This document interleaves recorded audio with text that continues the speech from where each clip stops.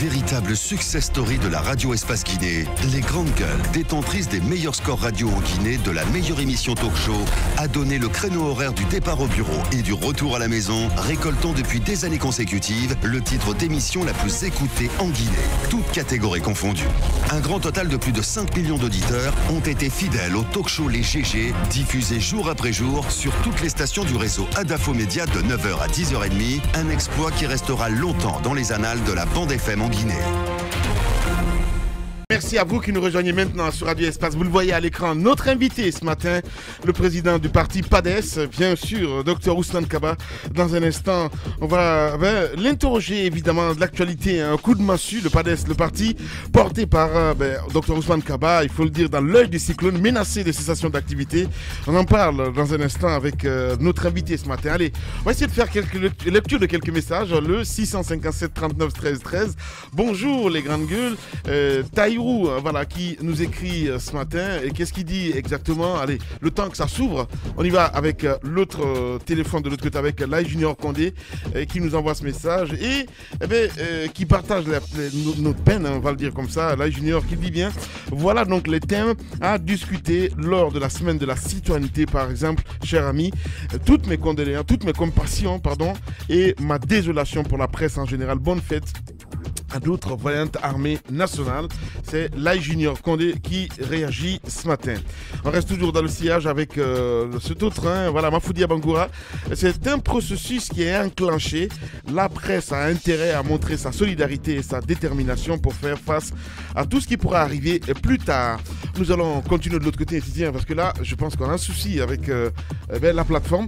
On y va avec notre invité qui est déjà installé dans ce studio à Bakadalo. Oui, Dr Ousmane Kaba, bonjour. Bonjour. Merci d'être dans cette émission, dans les grandes gueules. Sur le vif, très rapidement, on a envie de vous faire réagir aux folles rumeurs qui se sont emparées des esprits et de nos cités il y a 2 jours. Comment avez-vous, en tant que leader politique, en tant que député, en tant que citoyen tout simple, comment avez-vous vécu ces moments? Écoutez, moi, je n'étais pas du tout au courant. J'ai appris le lendemain. Et lorsque j'ai entendu parler de cet accident qui serait survenu à Sékou-Touré, évidemment, et j'ai été étonné. En fait, voilà, c'était juste des rumeurs. Mais ce qui est surtout important, ce n'est pas cela, parce que ça arrive tout le temps, mais c'est la réaction violente qui s'est abattue sur les journalistes. Je pense que nous devons faire très attention. Dans un régime démocratique, la presse est un pilier essentiel. Et lorsqu'on commence à bâillonner la presse, à molester des journalistes, c'est le début de la dictature dans un pays. La dictature, elle est rampante, mais lorsqu'elle sera visible, ce sera trop tard. Donc je pense que ce n'est pas seulement une affaire pour les journalistes, c'est une affaire de tous les démocrates. Je crois que tous les Guinéens doivent être solidaires du monde de la presse, parce que c'est un monde qui est essentiel à la démocratie. Oui, mais le constat, malheureusement, vous faites bien de l'affirmer, tout le monde doit être solidaire de la presse. Mais moi, j'ai fait le constat que lorsqu'il y a des situations comme ça, malheureuses, qui arrivent à une institution comme la presse, on entend très peu les hommes politiques s'exprimer, condamner. L'opposition, elle est lente à réagir dans des situations comme ça. Ce qui est le cas, très malheureusement, depuis que cette affaire a commencé. Comment vous réagissez à cet état de fait, Dr Ousmane? Écoutez, moi, je condamne la violence à l'égard des journalistes. C'est une question de principe. Et comme je viens de le dire, il n'y a pas de démocratie sans presse libre. Donc ce n'est pas un combat pour les journalistes. Il faut que nous nous battons pour notre pays, et les journalistes sont essentiels dans ce rouage-là. Il faut la diversité des opinions. Lorsque dans un pays on commence à molester les journalistes, il faut faire attention. Le XXe siècle est rempli d'exemples où les États se sont transformés en dictature brûlante pour les peuples. Et ça commence toujours par la presse. Donc je crois que les hommes politiques doivent être solidaires. En tout cas, en ce qui me concerne, je condamne fermement toute violence à l'égard du monde de la presse. Voilà. Pour notre propre survie. Voilà. Aujourd'hui aussi, c'est la fête de l'armée. Un mot sur l'armée, vous l'avez vu depuis plusieurs années. Et maintenant, est-ce que pour vous, il y a lieu de se frotter un peu les mains? Je pense qu'il y a eu quelques progrès, notamment la réforme des forces armées, mais ce n'est pas suffisant. Justement, ces incidents viennent nous montrer encore une fois que le travail n'est pas du tout achevé. Il faut que la grande muette soit consciente de son rôle d'arbitre. C'est comme l'administration, nous allons en parler tout à l'heure, ce sont des arbitres entre les acteurs politiques. Il ne faut pas prendre parti. Voilà. Et donc, en ce qui concerne l'armée guinéenne, elle a rendu beaucoup de services à ce pays depuis l'indépendance de la Guinée, mais il y a un travail à faire pour que cette armée soit une vraie armée républicaine dans tous ses compartiments, pas seulement au niveau des chefs, mais aussi au niveau de la troupe. Alors, ces violences interviennent, docteur, à la veille du lancement de la Semaine nationale de la citoyenneté et de la paix, la CENACIP, qui est lancée tout à l'heure à 10h au Palais du Peuple. Et qu'est-ce que vous pensez de l'organisation de cet événement? Nous sommes à la 2e édition. C'est un événement heureux. C'est une très bonne chose parce que les gens ont l'impression que nous sommes déjà des citoyens. Nous sommes loin d'être des citoyens exemplaires. La Guinée est au début de son processus démocratique. Nous avons l'apprentissage de la tolérance qui est essentiel en toute démocratie. Et justement, Monsieur Gassama est un homme extraordinaire qui est un patriote. Il se bat dans un pays où il n'est pas facile de se faire entendre. Moi, je l'appuie. Et je pense que tous les Guinéens doivent profiter de cette semaine pour que nous puissions réfléchir ensemble sur l'avenir de notre pays. Comment devenir un citoyen modèle. C'est essentiel. Alors, docteur, on va donc aborder finalement le vif du sujet avec cette question politique. Votre parti n'est pas reconnu par l'État guinéen. Comment cela sonne-t-il chez vous? Comment en est-on arrivé là? Parce que la question qui sonne tout de suite à l'oreille, c'est mais comment ça? Écoutez, moi, ça me fait rire. Et en même temps, ça me fait pleurer pour la Guinée. Je pense qu'il faut peut-être rappeler à l'auditeur ou aux téléspectateurs que nous avions un parti plus déjà en 2010 qui a permis d'être présent à la course à la présidence de la République. Et qu'au second tour, c'est justement ce parti qui a essayé de convaincre les autres pour former l'Alliance Arc-en-Ciel, qui a permis au professeur Alpha Condé de passer de 18% à 52%. Ce n'est pas seulement à cause du Parti Plus, mais tous les autres partis, même nous avons pris cette initiative. 2 ans plus tard, en 2012, sur l'initiative de Makanera, justement le même Makanera, qui a initié le fait d'avoir un grand parti arc-en-ciel pour la stabilité du pays, nous les naïfs, nous avons accepté de nous fondre 38 partis, dont le Parti Plus. Donc avec le recul, vous reconnaissez que vous avez été naïf? Absolument. Absolument. Moi, je pense que je me suis fait avoir comme tous les hommes de bonne volonté. Ça arrive souvent. Vous savez, je ne suis pas un politicien professionnel. Ouais. J'ai toujours tendance à croire en l'homme. Mais en réalité... Puisque vous croyez aux chiffres. On s'est fait complètement avoir. Les grandes gueules. D'ailleurs, ça fait rire parce que ceux qui ont refusé à l'époque de fondre dans le RPG Arc-en-Ciel, ce sont eux qui ont... le haut du pavé aujourd'hui à Sékou Touréa. Voilà. Donc, ensuite, ça s'est bien passé puisque nous avons pu assurer la réélection du professeur Alpha Condé en 2012, ainsi que 2015, ainsi que les élections législatives de 2013. Mais comme vous le savez, en 2016, nous avons eu ce fameux discours du président de la République à connotation ethnique. C'est dans ce studio, je suis venu m'opposer et condamner. Et si c'était à refaire encore, je le condamnerais, parce que je ne peux pas accepter ça dans mon pays, ce genre de dérive verbale. Et finalement, dans le flot de la répression, premièrement, nous avons été exclus du RPG Arc-en-Ciel. D'ailleurs, j'ai été le seul exclu, même si la faute était commise par, si on peut parler de faute, par 2 ou 3 personnes. Ensuite, j'ai été évincé de tous les postes de responsabilité à l'Assemblée nationale. Ensuite, j'ai été évincé de mon poste de député au Parlement Afrique-Europe. Voilà. Et ensuite, il y a eu beaucoup d'autres choses. Voilà, donc c'était une vengeance sans fin, un étranglement. Moi, je suis un homme très solide. Alors, que reproche-t-on au PADES, docteur Ousmane Kaba? On ne reproche rien au PADES, sauf que le PADES a beaucoup de succès dans ce qui est réputé être le fief du RPG. Oui. Aujourd'hui, le ministre, vous savez, nous avons adhéré à un parti qui existe parce que tout le monde sait qu'il est impossible de créer un nouveau parti dans les régimes qui ont des tendances autoritaires. Nous avons fait comme tous les autres partis, prendre un parti qui existe, s'entendre avec les gens qui vous font confiance et qui vous nomment président de ce parti. Pour notre cas, c'était le parti RDI. Je rappelle que c'était la même chose pour le RPG, puisque ce n'est pas le professeur Alpha Condé qui allait signer au ministère de la décentralisation au moment où le président Conté était là. C'est le cas de l'UFR, c'est le cas de l'UFDG. Tous les partis passent par le même processus. On s'entend avec un parti qui existe. Et puis, on en a sur la présidence lorsque les gens vous font confiance. Ouais. C'est ce qui a été fait. C'était le RDI, un parti agréé depuis 2012. Et nous avons voulu aussi changer le nom en PADES. Ah. Voilà, ce qui est normal. Bon. Est-ce que vous avez suivi le processus? Ben Nous justement, avons suivi le processus normal. Il y a eu un congrès. Nous avons adressé une lettre au ministre. Le ministre nous dit, dans sa réponse, sa première lettre, que ce qui se passe, c'est que nous avons mis beaucoup de retard avant d'informer le ministère. Ça se discute, évidemment. Mais dans la loi, la charte des partis politiques, l'article 16 et 17, aucune conséquence n'est attachée au retard, même s'il y a indication de la date, d'un point de vue purement juridique. Qu'à cela ne tienne, nous avons refait le congrès pour corriger et nous avons renvoyé les documents dans les 2 semaines qui suivent.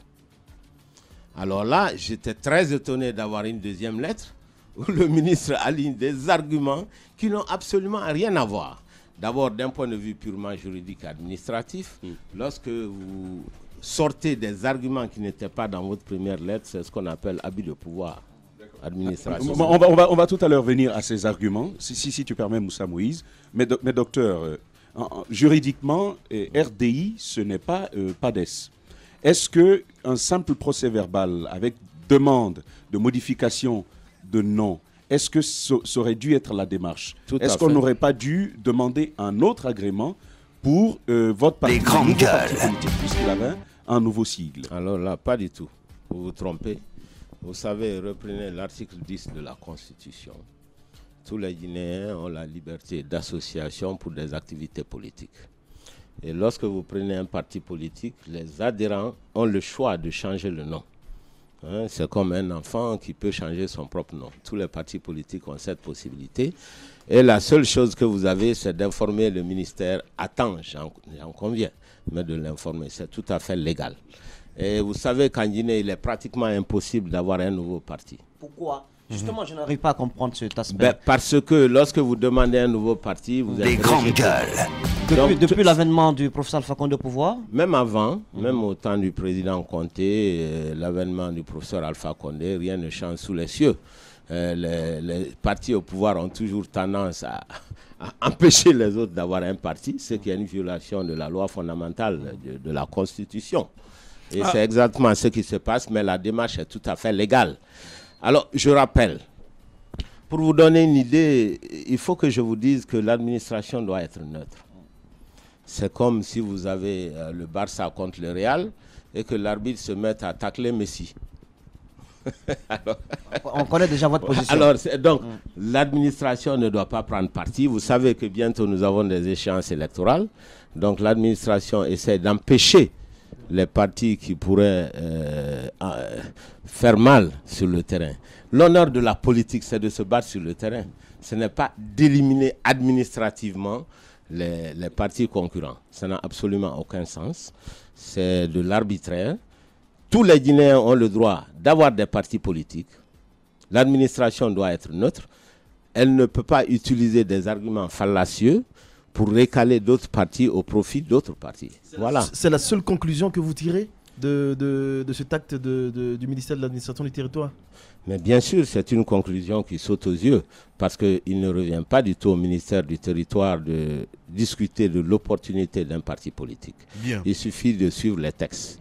Et les textes sont très clairs. Justement, parce que je suppose que si le ministère vous a adressé ce courrier, il ne va pas se limiter là. Peut-être qu'il peut on peut même aller jusqu'à vous empêcher d'exercer. Je ne me limite pas là. Mais justement, c'est la question que je Ça, vais c'est vous la poser. rébellion, docteur. Qu'est-ce que vous allez faire? Quels sont les arguments que vous avez? Est-ce que vous allez prendre un avocat? Parce que je suppose que ça va Comment ça va se passer la suite, justement? à la fin, Mais bien sûr qu'il y a une suite juridique parce que nous allons encore réécrire au ministère avec l'appui de nos militants. Nous allons saisir la justice. Nous avons des institutions de la République qui sont là pour ça. Et moi, je fais quand même confiance aux institutions de la République. N'oubliez pas qu'il y a la Cour suprême, il y a la Cour constitutionnelle qui sont des recours pour abus de pouvoir. Lorsque c'est de l'administration, c'est la Cour suprême, mais lorsque ça a une dimension politique, c'est la Cour constitutionnelle. Donc nous sommes en train de discuter avec nos avocats pour voir quelle est la voie à suivre. N'empêche que nous allons continuer toujours la démarche administrative et tous les hommes de bonne volonté doivent se battre parce que c'est comme ça que la dictature rampante commence dans un pays. On n'écoute plus les avocats, on moleste les journalistes, on empêche les partis de se créer et les concurrents, on les élimine administrativement. Et après, au bout du compte, on se retrouve dans un pays qui est enfermé, qui est ferraillé aux pieds. Et voilà. Donc, il faut se battre contre la dictature et nous sommes prêts à nous battre. Le ministre de l'administration du territoire doit être neutre. Bien. Voilà. Il ne doit pas prendre parti et accepter dire des arguments qui ne tiennent absolument pas la route. C'est ça qu'on appelle l'acharnement juridique. Allez-y, Titi. Posons des vraies questions. Je voulais savoir aussi, est-ce que, en attendant peut-être qu'il y ait une sommation ou une notification express à votre endroit de ne pas exercer d'activité dans le cadre du PADES, est-ce que vous allez vous en tenir donc au contenu du courrier qui vous est adressé, donc qui affirme que votre parti n'a pas d'existence légale. Donc, et de ce point de vue... D'abord, c'est faux.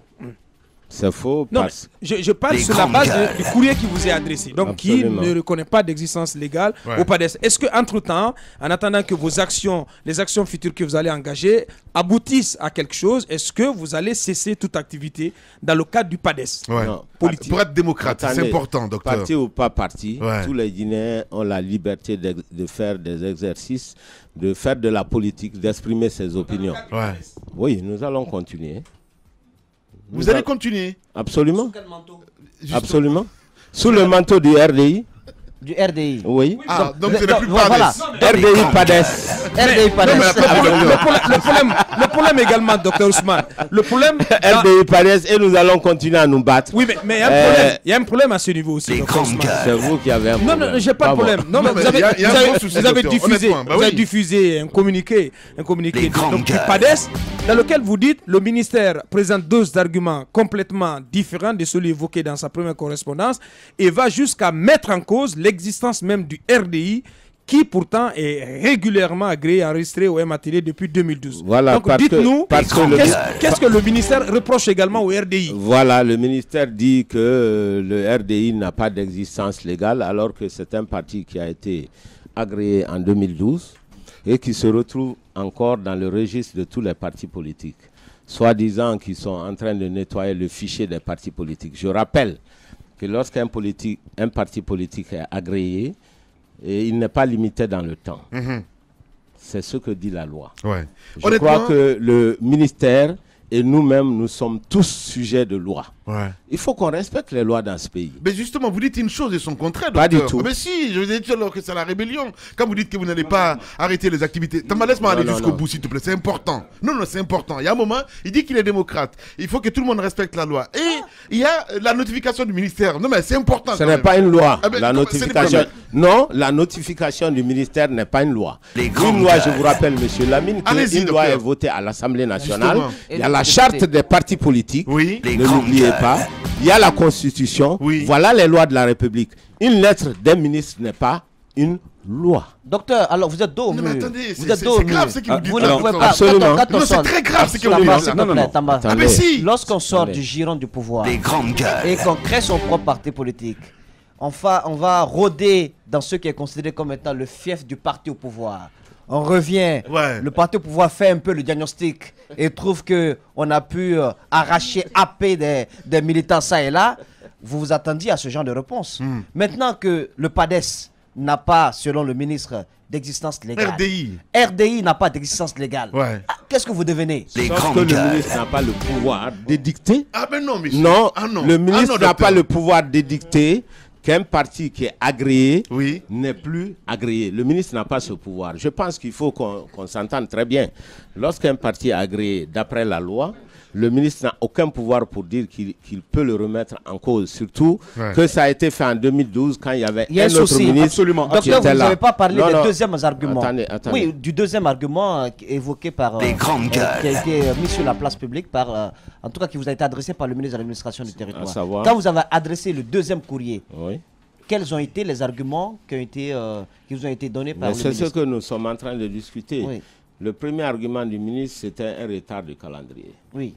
Le deuxième argument, d'ailleurs, il y a un mélange de plusieurs arguments. C'était une lettre haineuse qui n'a aucun sens, qui est illogique. Ouais.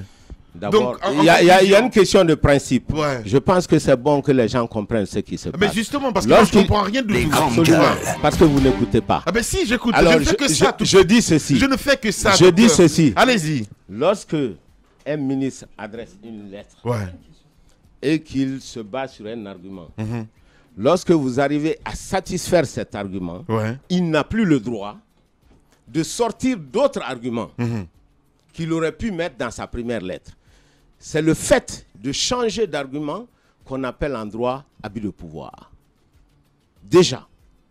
Donc sur le plan juridique, vous ne pouvez pas en tant que ministre adresser une première lettre qui pointe le retard de l'information.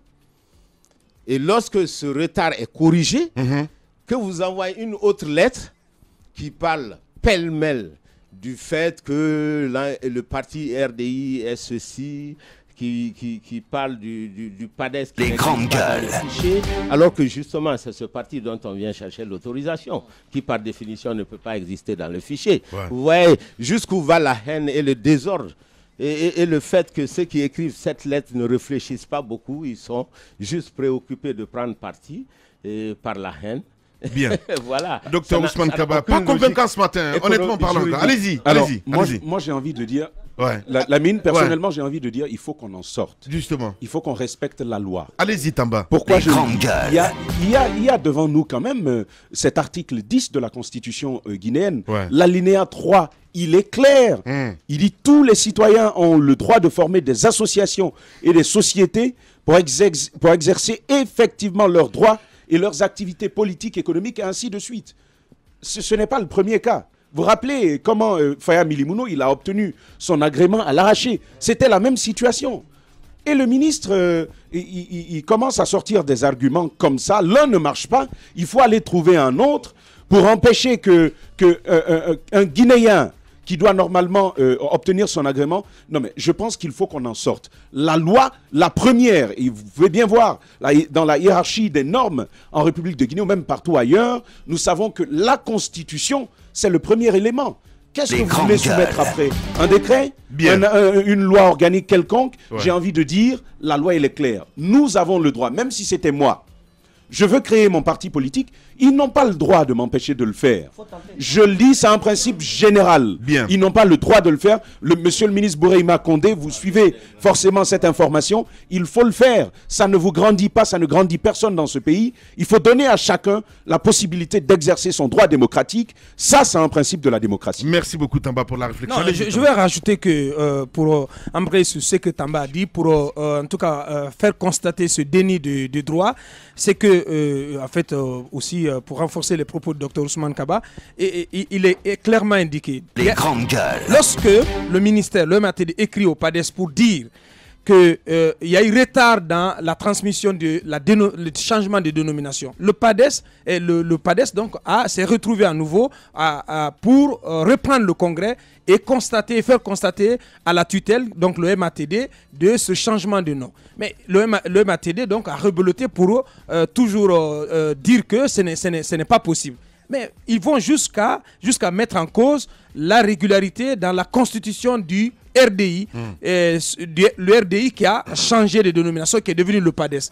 J'ai cru comprendre en feuilletant certains documents que le ministère s'adosse sur une sorte d'opération d'assainissement du fichier des partis politiques, une campagne qui aurait été lancée et qui a consisté à visiter les sièges des partis politiques, à dépoussiérer un peu tous les documents constitutifs des différents partis politiques. Mais jusqu'à date, personne n'a de données par rapport aux résultats de cette campagne d'assainissement. Aujourd'hui, c'est seul le PADES donc, ou le RDI qui est dans le viseur qui est le seul parti qu'on présente à la face du monde comme parti qui n'est pas légalement constitué ou qui est irrégulier. Ce qu'on peut attendre et demander, exiger du MATD, c'est qu'on ait une liste exhaustive de l'ensemble des partis donc, qui ont été frappés de peut-être d'irrégularité ou de défaut de constitution à l'aune donc de cette opération d'assainissement qui a été engagée. Au contraire de cela, on ne peut pas du tout frapper un seul parti. Il faut que ce résultat soit brandi à la face du monde. Voilà, allez-y Ahmed, des questions maintenant à notre invité. Des questions, il faut quand même signaler que le Guinée me fait pitié. Et vraiment, dans ce pays, finalement, je pense qu'on n'a plus rien à faire. On a placé des gens à la tête de cette république, mais qui ne font que gérer des détails politiques, alors que le pays a quand même besoin de fonctionner. Et c'est dommage. Je pense que la République doit se réveiller. Se réveiller comment? En appliquant les tests. C'est important. Alors, docteur, moi, de toutes les façons, moi, je suis très prudent. Et au même moment, ces gens-là, quand ils prennent une décision, parfois, ils vont jusqu'au bout.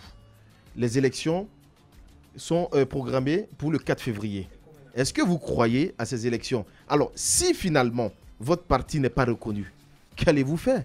Est-ce que vous allez vous rallier à quelqu'un, à un parti? Non, vous riez. Non, quand j'ai dit s'allier, mais bon, Dr Ousmane Kaba peut donner des consignes de vote aux personnes qui croient évidemment à sa politique. Non, allez-y, docteur. Pas du tout. Je pense qu'il faut que les choses soient très claires. C'est une manœuvre dilatoire pour empêcher justement le PADES de participer aux élections de février.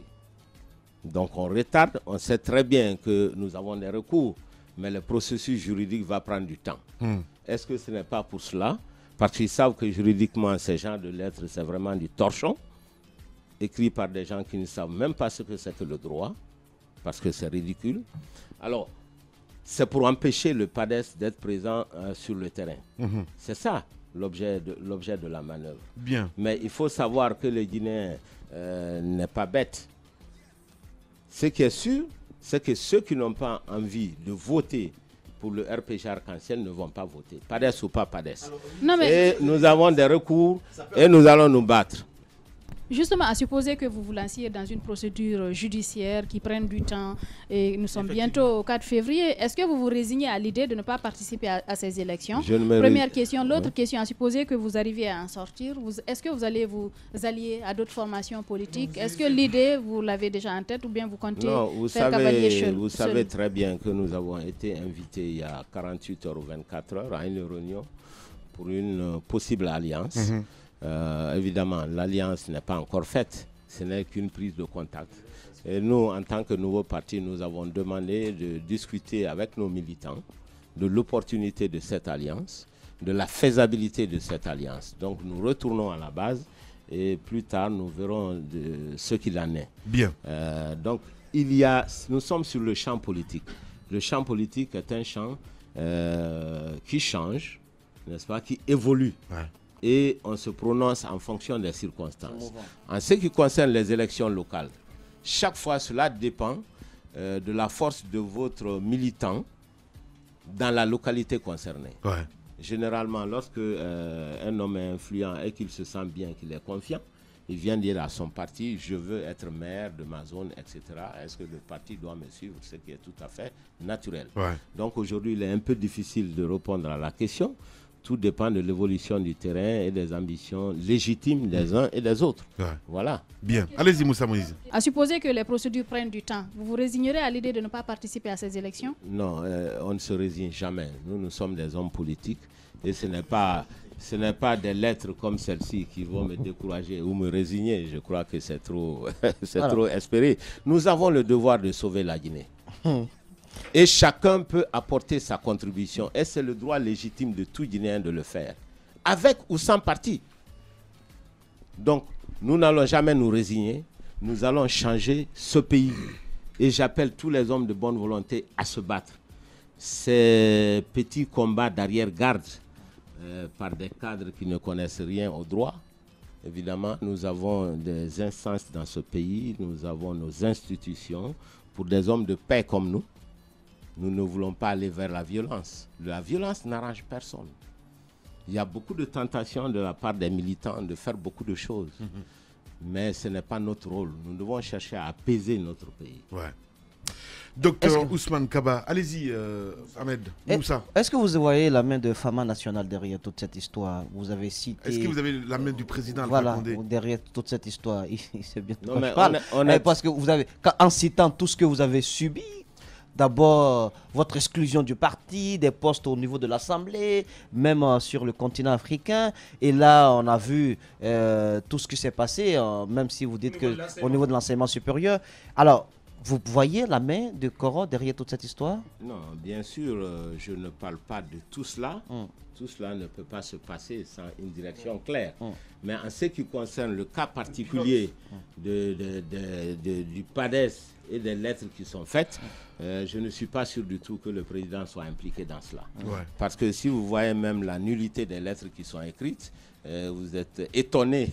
C'est un problème même de cadre. Vous avez des antécédents? Je pense que le ministre lui-même n'a pas mesuré, il n'a pas vraiment pris le temps de lire les lettres qui lui sont soumises par un certain nombre de cadres qui pensent que la meilleure façon de garder de la place, c'est de faire du zèle auprès du pouvoir. Je ne suis pas certain que le président de la République soit impliqué dans ce cas particulier. Honnêtement.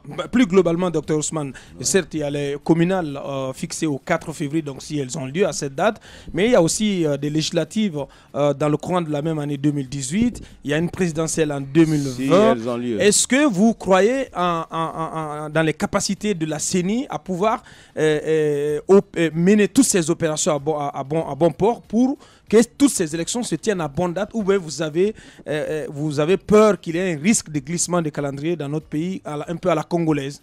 Le risque de glissement de calendrier n'est pas lié à la capacité technique de la CENI. C'est lié au problème d'argent, de financement en général. La Guinée est un tout petit pays, même à l'échelle africaine. Je pense que la Guinée a la capacité de faire toutes les élections que l'on souhaite, s'il y a la volonté politique. Voilà. Ce qui se passe très souvent depuis quelques années, c'est que la CENI annonce un chronogramme qui n'est pas financé. C'est ce qui provoque les glissements. Donc, chaque fois qu'on me parle de chronogramme de la CENI, moi, je regarde le budget. La présidence a annoncé que tout le budget serait disponible. Une avance de démarrage de 91 milliards a été mise à la disposition de la CENI, donc qui a commencé à dérouler son chronogramme. Est-ce que vous y croyez et vous croyez en la disponibilité entièrement du budget donc de 350 milliards au regard de l'état de nos finances? Est-ce que vous y croyez? Non, ce n'est pas lié à la capacité des finances. Je rappelle que nous avons un budget aux alentours de 15 000 milliards. Ce n'est pas 300 milliards qui ferait c'est pas le montant qui fait le problème, c'est la volonté qui est derrière. Autrement, nous avons des dépenses beaucoup plus importantes tous les jours dans l'exécution budgétaire. Si les élections étaient une priorité, or n'oubliez pas que dans le processus démocratique, la démocratie signifie le libre choix des dirigeants par les citoyens. Ce libre choix des dirigeants passe essentiellement par des élections. Des élections aux dates constitutionnelles. Bien. Le gros problème que nous avons, c'est que généralement, ces dates ne sont pas respectées en Guinée. Encore une fois, mon point de vue, c'est pour des raisons financières. C'est-à-dire que l'absence de volonté politique fait que les élections ne sont pas financées à temps. Et c'est ce qui provoque le glissement. Je ne pense pas que cela soit dû à la capacité technique de la CENI. D'accord. Alors parlons toujours des élections de toutes les façons, au-delà du 4 février. Est-ce que vous pensez que tout ce qui vous arrive aujourd'hui peut non seulement arriver à d'autres partis? Est-ce qu'il y a un rapprochement que vous faites avec les élections de 2020 à venir? Mais bien sûr. Et comment? Je le dis toujours parce que vous savez, la liberté est globale. Chaque fois que quelque chose arrive, les gens pensent que ça n'arrive qu'aux autres. Et c'est pour ça que je dis que je suis solidaire avec les journalistes. Je ne suis pas journaliste. Mais je suis conscient que lorsqu'on veut restreindre la liberté dans un pays, on commence par taire ceux qui parlent beaucoup. ceux qui critiquent. Donc ce n'est qu'une première étape. Regardez la difficulté que des citoyens comme nous, qui avions un parti qui a pu se battre pour mettre le président de la République au pouvoir, que des personnes comme nous, qui avions ce parcours et des partis, les grandes gueules, soient traités avec beaucoup d'ingratitude, il faut le dire, ça doit faire réfléchir le Guinéen. Si nous ne sommes pas conscients des dangers qui nous guettent, je dis que la Guinée est guettée par le danger de l'absolutisme et de l'autoritarisme et de la dictature. Donc tous les hommes de bonne volonté doivent se sentir concernés. Il ne faut surtout pas faire l'erreur de penser que ça c'est l'affaire du docteur Kaba. Ouais. Ça n'a rien à voir, c'est une question de principe. Vous avez plusieurs personnes qui ont déjà fait des demandes de partis politiques et dont les demandes ont été rejetées injustement et qui sont déniées de leurs droits fondamentaux. Donc c'est un mouvement d'ensemble. Il faut que les Guinéens soient conscients des dangers qui nous guettent. Allez-y, madame. Et 2020 ne sera pas facile à atteindre. Les grandes gueules. Beaucoup de manœuvres ont commencé et beaucoup de manœuvres vont se faire. Oui, il faut simplement qu'on se batte pour que notre pays puisse poursuivre son processus démocratique. Et ça demande beaucoup de lucidité et beaucoup de courage pour chacun des Guinéens. Oui, mais quand il parle de manœuvre, moi je voudrais bien savoir, est-ce que vous pensez qu'il y a quelque chose en vue quand vous parlez de manœuvre? Qu'est-ce qui pourrait se cacher à votre avis derrière ces manœuvres? Ça c'est ma première question. L'autre question, vous avez récemment suivi ces manifestations du côté de Boké, de Beila, Kirouané. Qu'est-ce que tout cela augure à votre avis? Écoutez, moi je ne suis pas du tout étonné. Lorsque j'ai parcouru la Guinée, j'ai toujours dit que nous avions deux problèmes majeurs pour simplifier. Le premier problème, c'est le manque d'infrastructures de base, notamment les routes, l'électricité, l'eau, etc. Mais le deuxième gros problème, c'est le chômage massif des jeunes. Les grandes gueules. Ce que j'ai toujours dénoncé. Et c'est pour cela qu'il y a une instabilité sociale. La Guinée est un pays où il n'y a pas d'investissement étranger, je le dis. Il paraît qu'on a eu des prix. Faites attention. Oui, docteur Ibrahima Kassory Fofana a indiqué en début de la semaine dernière, en début de cette semaine même, que notre pays a drainé, a mobilisé plus d'investissements directs étrangers que des pays voisins comme le Sénégal, la Guinée-Bissau, la Sierra Leone, la Côte d'Ivoire. Qu'est-ce que vous y répondez? Oui ou non? D'abord, c'est vrai et c'est faux. C'est vrai. On est cinquième, on est dans le top 5 des pays réformateurs du monde. Des meilleurs pays réformateurs. Si vous pouvez m'écouter, ça me ferait plaisir. Oui, oui. Ça, c'est mon métier. Ouais. C'est vrai, lorsqu'on prend le volume des investissements directs étrangers. Mais ce qu'il faut savoir, ce qu'on ne dit pas, c'est que tous les étrangers qui investissent en Guinée investissent dans le domaine minier. Ouais. Uniquement dans les mines. Est-ce que vous avez jamais vu un investisseur étrangers qui viennent en Guinée pour faire une usine de chaussures ou qui viennent faire une usine de café, de transformation, de torréfaction? C'est de ça que je parle. Ouais. Donc, si vous avez des investissements dans le secteur minier, faites attention en termes d'analyse politique. Nous, les économistes, nous sommes tellement conscients que les mines ne font pas tout à fait partie du tissu social que même les recettes fiscales ont fait minier et hors minier. C'est pour connaître les vraies tendances de l'économie. Les mines ne développe pas facilement un pays. Pourquoi? Pour que tout le monde comprenne. Un exemple terre à terre. Supposons que la Guinée gagne 10 millions de dollars de l'exportation de café. C'est des milliers de Guinéens, des petits producteurs qui vont gagner cet argent. Donc ça rentre directement dans le revenu de milliers de personnes. Mais si vous gagnez 10 millions de dollars dans l'exportation de la bauxite, où va l'argent? Une bonne partie d'abord est détournée. Une certaine partie va dans le budget et l'utilisation est inefficace en termes de prospérité d'un pays. C'est la raison pour laquelle on fait très attention. Le secteur minier ne crée pas beaucoup d'emplois. Première chose. Les gens investissent dans le secteur minier indépendamment de la politique interne. Que le pays soit bien géré ou mal géré, capitaliste ou communiste, les gens viendront prendre les mines dont ils ont besoin. En fonction de deux éléments, la politique des multinationales et l'évolution du marché international. Ouais. Voilà. quelle que soit la politique guinéenne, les gens viendront prendre la mine dont ils ont besoin. Si le monde a besoin de bauxite, d'aluminium, ils viendront chercher la mine. Ce n'est pas lié à la politique interne. Donc quand on dit qu'il y a des investissements étrangers en Guinée, il faut ajouter uniquement dans le secteur minier, le secteur qui ne crée pas d'emplois. Donc ça ne va pas résoudre. Voilà ce que je vous dis. Alors finalement, si on vous demandait de nous dresser le bulletin de santé de l'économie guinéenne, que pouvez-vous vous nous répondre? Je dis que l'économie va mal. Parce que la Guinée n'a pas d'infrastructure. Les jeunes Guinéens sont au chômage. Voilà le tableau. Ouais, on est pragmatique. Hein. C'est très simple. C'est ça qu'on appelle une économie qui ne marche pas. Vous êtes véritablement en déphasage avec les acteurs politiques, les dirigeants actuels. Parce qu'on nous dit quand même qu'il y a quand même un certain bon, et même la devise, c'est aussi stabilisé. Alors, si c'est un mensonge, aidez-nous à comprendre, monsieur l'économiste. Pas du tout. La stabilisation de la devise ne signifie pas progrès économique. En réalité, ça peut même poser des difficultés lorsque la monnaie nationale est trop forte, parce que ça sape la compétitivité. C'est le débat actuel qu'on a avec l'histoire du franc CFA. Voilà. Donc, ce n'est pas ça. Quel est l'objectif majeur de l'économie? L'objectif majeur de l'économie, c'est d'augmenter le niveau de vie des populations. N'oublie jamais ça.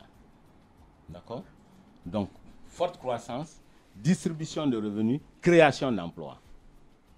Voilà. Est-ce qu'aujourd'hui, dans l'économie guinéenne, on crée suffisamment d'emplois pour nos millions de jeunes? Ma réponse, c'est non. C'est évident. Doing business. Voilà. Doing business, la Guinée a gagné 10 places. Justement. Justement, la Guinée est un pays. Doing business, c'est juste la rapidité de création d'entreprises. Voilà, c'est tout ce que ça fait. Bon. Donc, il faut se méfier. Il faut relativiser. Aujourd'hui, les jeunes qui créent des entreprises n'ont aucun financement. Ils n'ont aucun grandes gueules. On ne crée pas des milliers de PME comme dans les autres économies. Ouais, on est en train d'étrangler les PME guinéennes. Il faut faire très attention. Ce sont les PME guinéennes qui doivent créer de l'emploi. Avec l'accumulation des arriérés de l'État, avec l'étranglement de tout ce qui est secteur privé guinéen, il est vain de faire appel aux étrangers pour développer la Guinée. Ça me fait toujours rire. C'est pour cela qu'il y a eu beaucoup de rencontres avec le patronat français et autres. Vous vous souvenez? Vous avez vu un seul patron investir une usine ici? Bien. Voilà, parce que vous ne pouvez pas faire appel aux investisseurs étrangers si vous maltraitez les investisseurs locaux. Les grandes gueules. Voilà comment une économie marche. Docteur, vous n'en parlez pas assez, mais vous êtes aussi dans l'agriculture.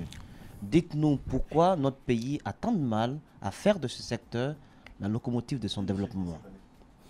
Écoutez, l'agriculture est un domaine très porteur pour l'économie guinéenne, pour la simple raison que 70% de la population est liée au secteur agricole. Nous n'avons pas de politique dans ce domaine. Quels sont les milliers de jeunes agriculteurs que la Guinée a installés sur les terres? Il n'y en a pas.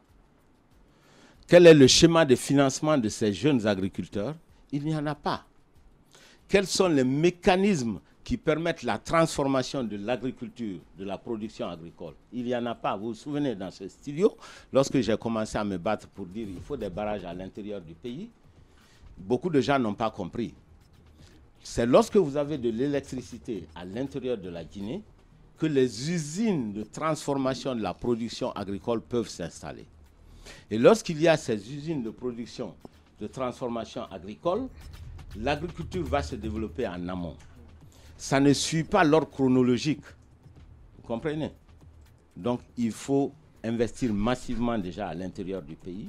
Il faut encourager la production locale.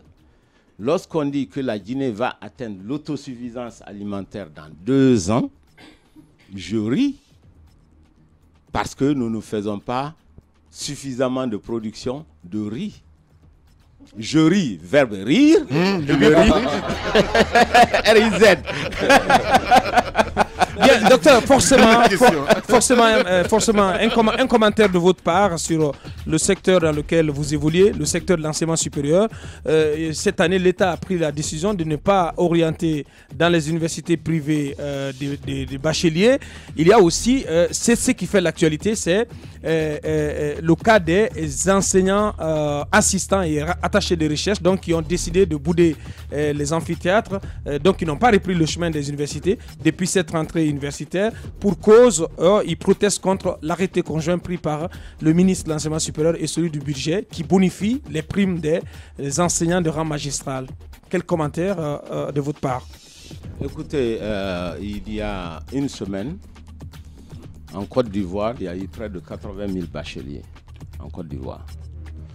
Puisque, vous savez, la semaine dernière, j'ai reçu le président de l'université d'Abidjan ici. C'était la première fois qu'il venait dans une université privée dans toute la sous-région, y compris la Côte d'Ivoire.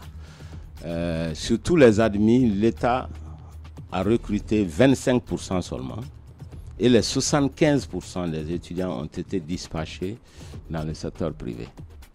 C'est pour dire que vraiment, ils vont à contre-courant de tout ce qu'on raconte ici. C'est les 3/4 des étudiants qui sont orientés vers les universités privées en Côte d'Ivoire. Les 3/4. Et pourtant, l'État ivoirien a énormément investi dans les universités publiques. Malgré cela, l'État n'a pas suffisamment de capacité pour recevoir l'ensemble des étudiants. C'est vrai, en Côte d'Ivoire, c'est vrai, dans tous les pays. Ici, on dit que l'État. C'est vrai dans tous les pays du monde. Oui, ça c'est théorique. En réalité, quelle est la conséquence aujourd'hui? Nous avons des universités publiques bondées, avec des sureffectifs importants. La qualité de l'enseignement supérieur va continuer à se dégrader, parce que simplement, il faut régler le compte de quelques personnes. C'est dommage. C'est ça la réalité. Bien. Alors j'ai dit que nous avons ici même l'enseignement supérieur à plusieurs vitesses. Tous les dirigeants, comme d'habitude, vont continuer à envoyer leurs enfants au Maroc, à Dakar, au Canada et partout ailleurs. Ceux qui ont un peu d'argent viennent chez nous actuellement. Hein. Les gens sont en train de s'inscrire. Donc finalement, vous convenez que c'est un règlement? Oui, nous avons des premières années. Docteur. Nous avons actuellement beaucoup de gens qui sont en train d'arriver à Kofi Annan. Si vous permettez juste un deuxième exemple pour montrer la différence. Vous savez qu'on vient de faire le concours des magistrats. Sur les 50 admis, sur 60 universités, Kofi Annan seul a le premier, le deuxième, le troisième et 15 admis sur les 50, c'est-à-dire près de 28%. La seule université Kofi Annan en droit pour les magistrats. Voilà ce qu'une université privée fait en termes de contribution à l'évolution d'un pays. Ça veut tout dire. Je suis obligé de vous lâcher l'antenne. Merci beaucoup, en tout cas, docteur, d'être passé chez les grandes gueules. Mon plaisir. Voilà. Mesdames et messieurs, on a terminé ce matin. Dans un instant, c'est Moussa Yoruba qui vous allez retrouver avec l'édition spéciale. Et sur Espace TV, c'est l'équipe de Moussa Moïsila qui vous retrouvez. On se retrouve demain pour un autre numéro. Prenez soin de vous. À demain.